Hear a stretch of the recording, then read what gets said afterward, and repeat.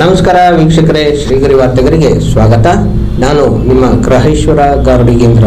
ದಿನಾಂಕ ಮಾರ್ಚ್ 29, 2025ರಂದು ವ್ಯೋಮಮೂರ್ತಿ ಅಲ್ಲಮಪ್ರಭು ಜಯಂತಿ ಮತ್ತು ಚರಮೂರ್ತಿ ಆಸ್ಥಾನ ವಿದ್ವಾನ್ ನಿಪ್ರಾಸ್ವ ಶ್ರೀ ಬಸವಲಿಂಗ ಸ್ವಾಮಿಗಳರವರ 74ನೇ ವರ್ಷದ ಪುಣ್ಯಾರಾಧನಾ ಮಹೋತ್ಸವವನ್ನು ಮೈಸೂರಿನ ಶ್ರೀ ನಟರಾಜ ಸಭಾಭವನದಲ್ಲಿ ಆಚರಿಸಲಾಯಿತು.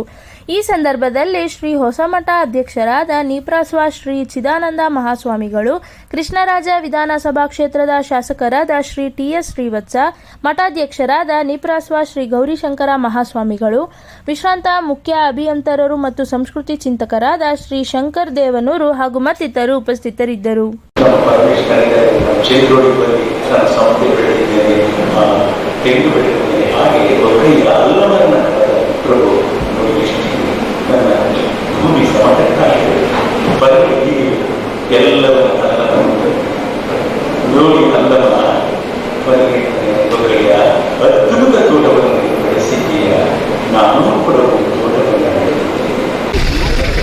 ಇವತ್ತು ಅಲ್ಲಮ ಪ್ರಭುವಿನ ಜಯಂತಿ ಮತ್ತು ನಟರಾಜ ಮಠದ ಹಿಂದೆ ಹೊಸಮಠದ ಹಿಂದಿನ ಶ್ರೀಗಳ 74ನೇ ವರ್ಷದ ಪುಣ್ಯದ ಆರಾಧನೆಯ ಕಾರ್ಯಕ್ರಮದಲ್ಲಿ ಭಾಗವಹಿಸಿದ್ವಿ.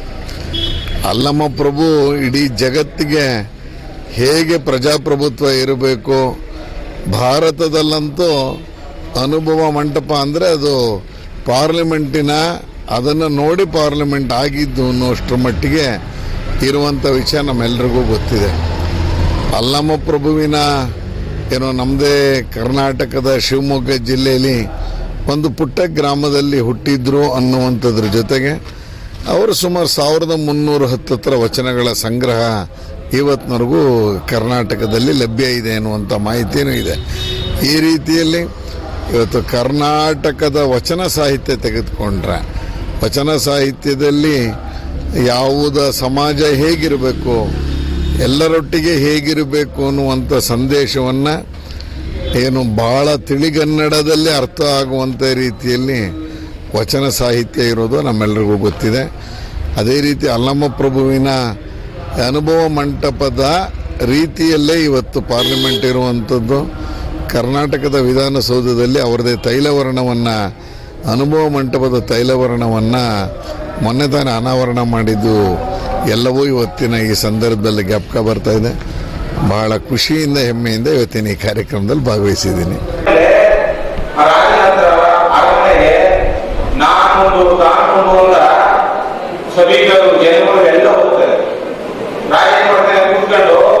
ಅವಕಾಶ ಕೊಡ್ತಾರೆ.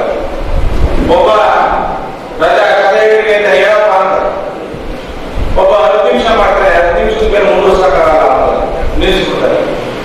ಇನ್ನೊಬ್ಬ ಹೋಗ್ತಾರೆ 2 ಗಂಟೆ ಮಾಡ್ತಾರೆ, ಇನ್ನೊಬ್ಬ ಹೋಗ್ತಾನೆ 5 ಗಂಟೆ ಮಾಡ್ತಾನೆ, ಇನ್ನೊಬ್ಬ 8 ಗಂಟೆ ಮಾಡ್ತಾನೆ. ಮಳೆಯನ್ನು ಪೂರೈಸಕ್ಕೆ ಆಗದೇ ಇಲ್ಲ. ಅವಾಗ ಒಬ್ಬ ಹಳ್ಳಿ ಹುಡುಗ ಹೋಗ್ತಾನೆ, ರಜಾ ನಾನು ಹೇಳ್ತೀನಿ ಕಥೆ, ನಾನು ಹೇಳ್ತಾನೆ. ರಾಜನಿಗೆ ನದು ಎಂತೆಂತ ಇನ್ನೊಬ್ಬರು ಹೇಳಕ್ಕಾಗಲಿಲ್ಲ ಕಥೆನ. ಈ ಹಳ್ಳಿ ಹುಡುಗ ಏನ್ ಹೇಳ್ತಾನೆ ಅಂದ್ಬಿಡು ಆ ಮಂತ್ರಿಗಳು ಇಲ್ಲ, ನಾವು ಅವಕಾಶ ಕೊಡಲಿಕ್ಕೆ ಅವಕಾಶ ಕೊಡೋಣ ಅಂತಾರೆ. ಅವ್ರು ಹೇಳಪ್ಪ, ಆ ಹುಡುಗ ಶುರು ಮಾಡ್ತಾನೆ. ಏನಂತ, ರಜಾ ನನ್ನೇ 10 ಎಕರೆ ಭೂಮಿ ಇತ್ತು, ಆ 10 ಎಕರೆ ರಾಗಿ ಬೆಳೆದಿದ್ದೆ. ಆ ರಾಗಿ ಹೊಲ ಮಾನಕ್ ಬಂದಿತ್ತು ಅಂದ್ರೆ ಕಟಾವು ಬಂದಿತ್ತು. ಕಟಾವು ಮಾಡಿದೆ, ಅದು ರಾಗಿ ರಾಶಿಯನ್ನ ನಾನು ಒಂದು ಕೆಳಗಡೆ ಒಂದು ರಾಗಿ ರಾಶಿ ಮಾಡಿದೆ ರಜಾ ಅಂತಾನೆ. ಆ ಮುಂದೆ ಹೇಳು ಅಂತಾರೆ. ಅವಾಗ ಮುಂದೆ ಹರಿಸ್ತಾನೆ, ರಜಾ ಆ ರಾಶಿ ಬಿತ್ತಲಾಗಿ ಆ ಮರದ ಒಂದು ಗುಬ್ಬಚ್ಚಿ ಇತ್ತು. ಆ ಗುಬ್ಬಚ್ಚಿ ಬಂದು ಒಂದು ಗಾಳಿ ಎತ್ತಂದು ಮತ್ತೆ ಮರದ ಮೇಲೆ ಕೂತ್ಕೊಂಡು ರಜಾ ಅಂತಾನೆ. ಮುಂದುವರಿಸ್ಕೊಂತಾನೆ. ಮತ್ತೆ ಆ ಕಾಲನ ಆ ಗುಬ್ಬಚ್ಚಿ ಕೆಳಗಡೆ ನಿಂತು ತಿರುಗಿ ಒಂದು ಗಾಳಿ ಎತ್ಕೊಂಡು ಮೇಲೆ ಹೋಯ್ತು ಅಂತಾನೆ. ಬೇರೆ ಹೇಳಿದ್ರೆ ಹೇಳ್ತೀಯಲ್ಲ, ಮುಂದುವರಿಸಿ ಮುಂದೆ ಬೇರೆ ಹೋಗ್ತಾನೆ. ಆ ಹುಡುಗ ಅಂತಾನೆ, ರಾಜಾ ರಾಶಿ ಮುಗಿಬೇಕಲ್ಲ, 10 ಎಕರೆ ರಾಶಿ ಮುಗಿಬೇಕಲ್ಲ.